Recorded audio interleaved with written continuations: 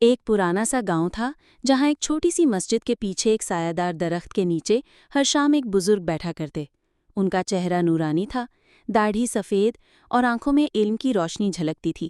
بچے، لڑکے اور لڑکیاں صاف ستھری شلوار قمیض میں ملبوس، سر پر سفید ٹوپیاں اور رنگ برنگے دوپٹے اوڑھے ادب سے ان کے سامنے بیٹھ جاتے۔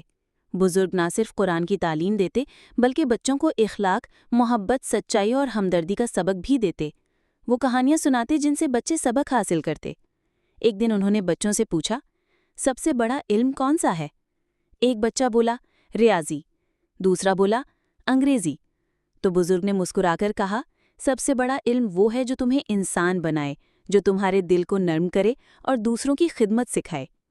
ایک دن ایک غریب بچی ننگے پاؤں آئی تو بزرگ نے اپنی چپل اتار کر اسے دے دی اور کہا، علم وہی ہے جو عمل میں آئے۔